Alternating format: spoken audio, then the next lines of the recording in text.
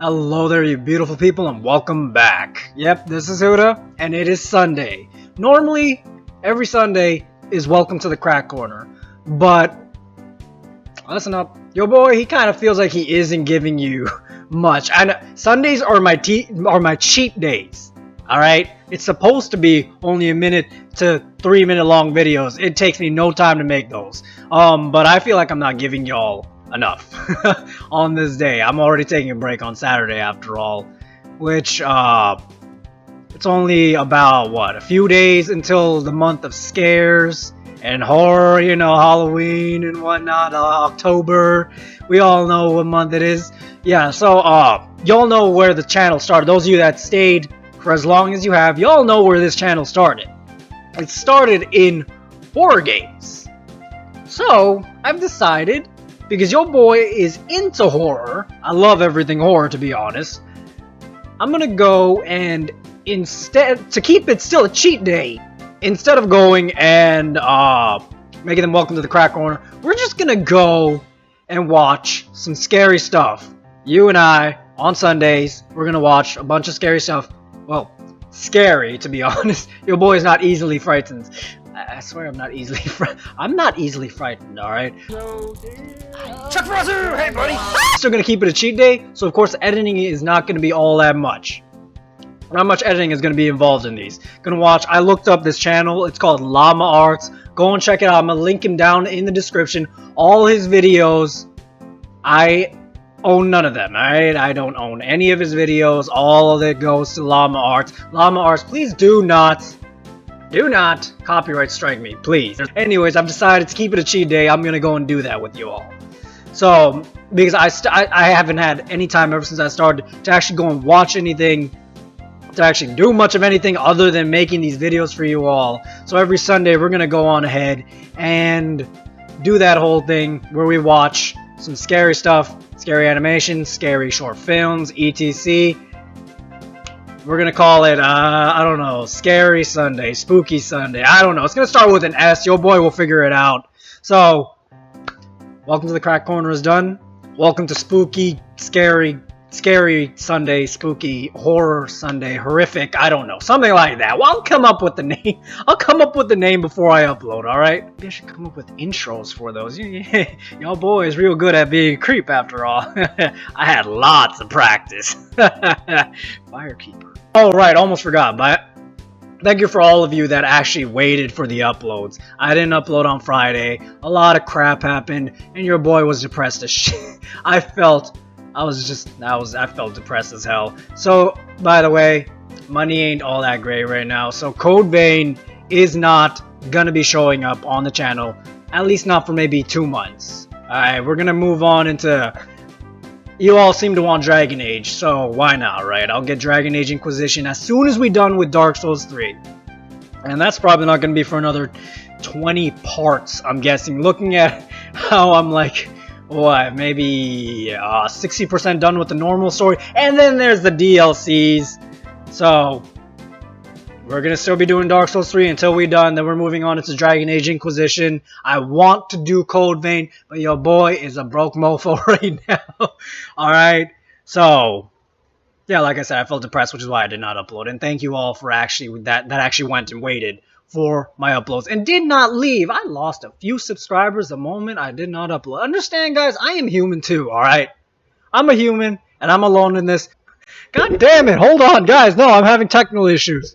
Alright, Llama Arts. Man, please do not copyright strike me. I'm still a growing channel, man. And I really like your work. And it's the month of scare, and it's just about to become the month of scares, which is why it's about to become the month of scares, which is why I'm over here doing this. Anyways, first one is True Craigslist Horror Story Animated. He has a lot of videos. Again, guys, check him out. I'll link him down in the description below. He, she, I don't know. But first animation, True Craigslist Horror Story. This is going to be a normal thing. We're going to do this every Sunday. Hope you all enjoy. Let's start it, shall we? I was looking for a car to buy for my son for his 18th birthday. I was searching all the typical car websites, cars.com, eBay Motors. They were all overpriced.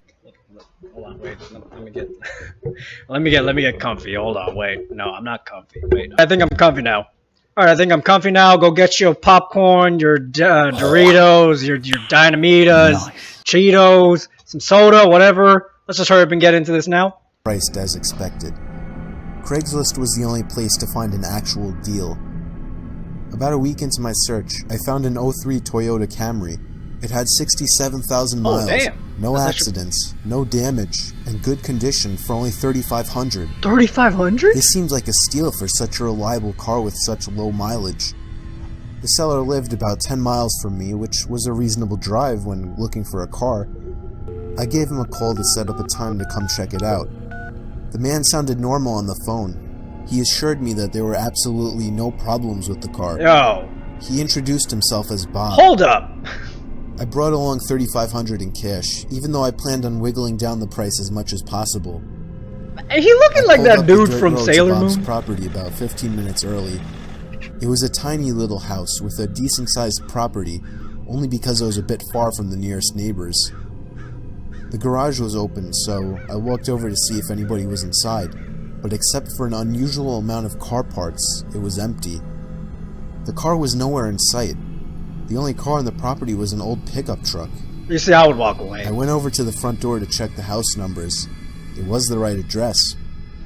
The doorbell button was missing, so I knocked on the front door. I knocked for exactly 5 minutes before deciding to give the man a call. So I dialed his number, and I heard the sound of a cell phone ringing from inside the house. Yo, he's there. I was extremely confused at this point. Now I knew I had the right house.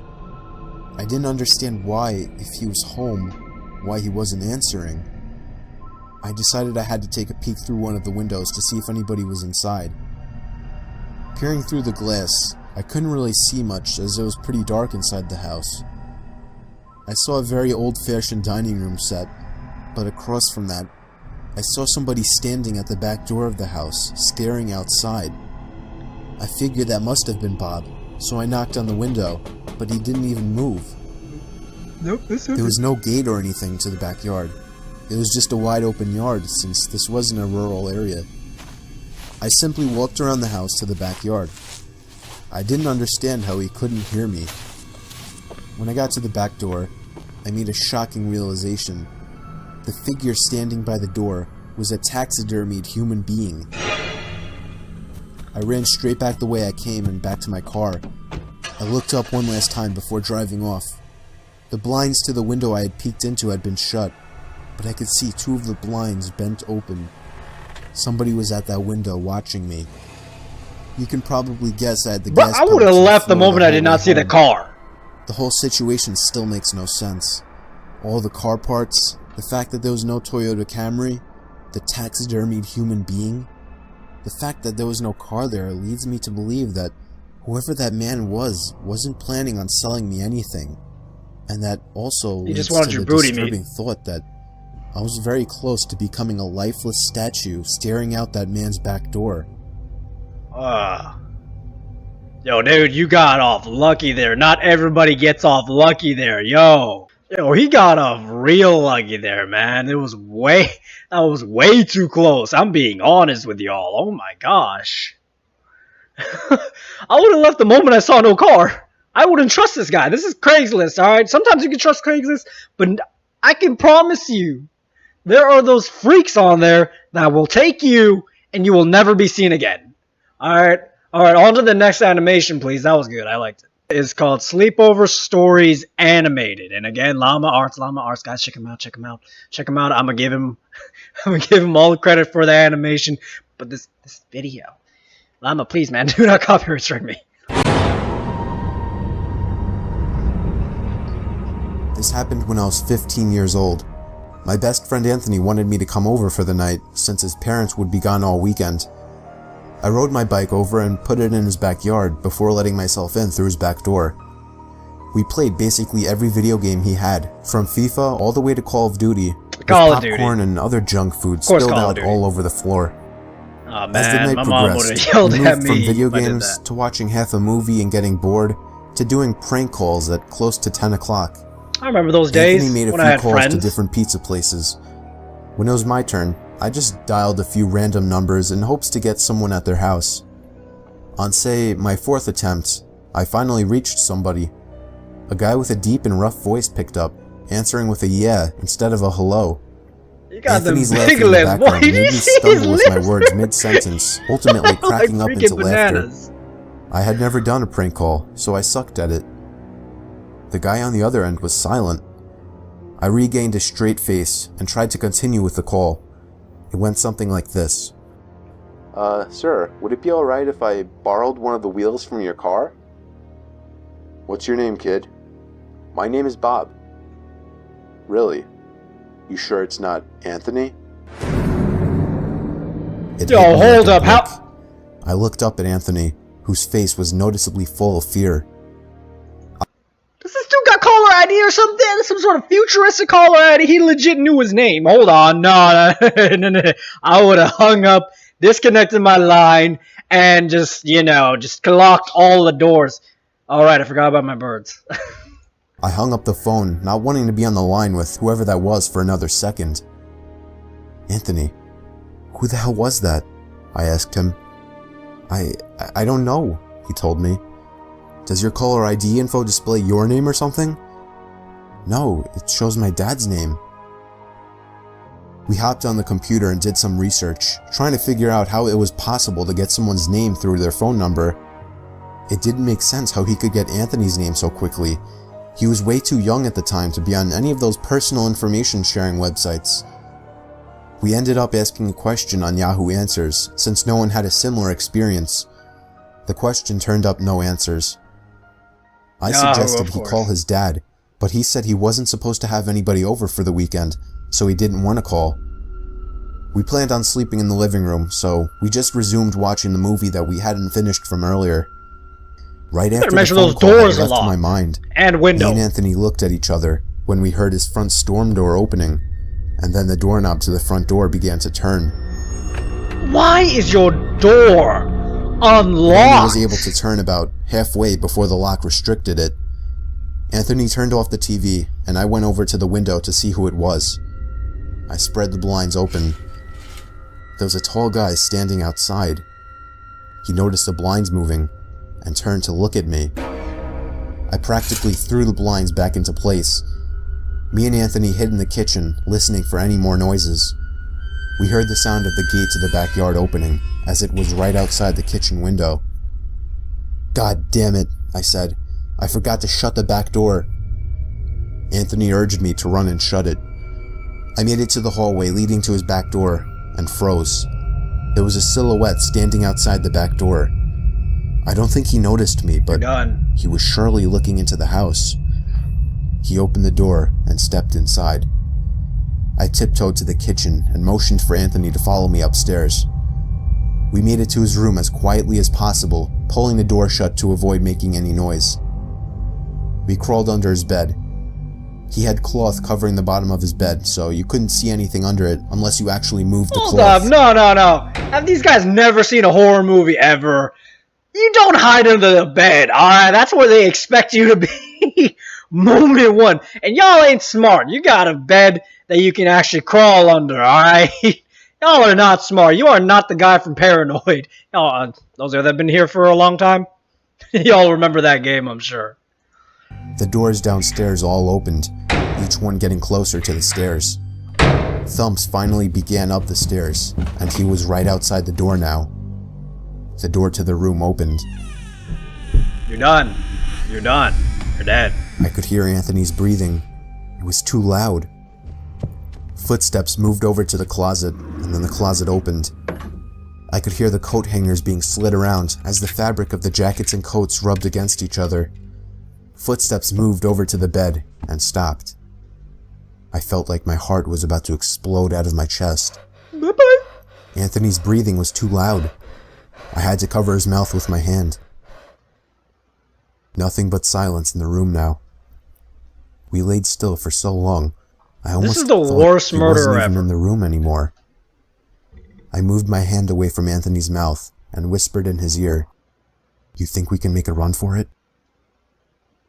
He was about to answer when the most disturbing, memory-haunting scream I'd ever heard filled my ears as Anthony was seemingly dragged out from under the bed. Anthony's dead, I called guys. out and saw him struggling with the man. I desperately looked around for anything to use as a weapon. I settled with the screwdriver sitting on his nightstand. I hurried over to the man and drove the screwdriver into his back. He let go of Anthony as he let out a scream of agony, giving us time to get the hell out of the house. You got what you deserve, man. Running onto the road would give away our position too easily. It would take too long to make it to his neighbor's house. We dove for the tree line in the woods and took cover behind a bush, watching the house. The back door opened as the man stepped outside, looking around the backyard. He then looked out to the woods. I felt his eyes pass me as he scanned through the tree line. It seemed that it was too dark for him to see us. Then, he turned his head back in our direction. I ducked behind the bush. "Joe, he's coming." "What?" "Dude, get up, we gotta run." He was right. The man was approaching us fast. How could he have seen us? We ran through the woods with the leaves crunching under us, giving away our position. When Anthony tripped over something, I crouched down with him, hoping we had run far enough. Not even 20 seconds later, oncoming footsteps from the direction we were running from came fast. They slowed down only 2 trees away from us, as we lay face down in the leaves. Moments later, the footsteps take off in another direction. We waited until we could no longer hear them, and took off back in the direction of the house. While running, over the sound of leaves crushing and my heavy breathing, I could swear I heard leaves crushing from behind us. We made it back to his backyard, into his house. Better be glad he's not Sonic, this time, man. remembering to shut the back door. We were now able to call the police. Anthony stayed on the line with them, while I patrolled the back windows, making sure nobody was out there. It was so dark, though, I couldn't see anything. I would have done So that I did the something moment I that heard seemed the door. stupid today. I turned on his backyard lights, and immediately in the distance, over by the woods, I saw him, standing in front of a big tree. He turned off back into the woods and disappeared out of sight. That was the last time me or Anthony ever saw him. I would be lying if I told you we heard the occasional knocks at our windows or something cliche. No, that was it. 5 years have passed and nothing has happened. Do I wonder if it was somehow linked to the prank call? Maybe. Does it make sense? Not really. But yeah, this was the story of how me and my still best friend Anthony almost died during a break-in. Man, ain't that nice. They stayed friends for that long. Of course, when you go through trauma together like that, you guys are gonna stick together. That's just how it works. I've lost all my friends. I have nobody, guys. I have nobody. Alright, thank you all for watching. That was the first episode of Spooky Sundays. Scary Sundays. Horror Sundays. Good luck, guys. I'll come up with a name, alright? I'll do my best. But anyways, yeah, like I told you, Welcome to the Crack Corners are pretty much being put on a halt. I don't know how long. All I know is I like horror, and I want to go on ahead and do a few of these with you guys on my cheat day, which is Sunday. Saturdays, no uploads, and, you know, the regular uploads on throughout the week. But throughout the weekdays. But anyways, hope you all enjoyed. I enjoyed it. And you know what? Write down in the comments if you want. Go on ahead, tell us about a time that maybe you went through a type of situation. I will not go and say it's fake. Nobody go and say it's fake. And also, if you all watch this animation already and know about Llama Arts, please do not go and ruin it for anybody that does not know about Llama Arts. Thank you very much. And alright, that's going to be the end of Spooky Sundays. This is going to be Huda. See you all in the next episode.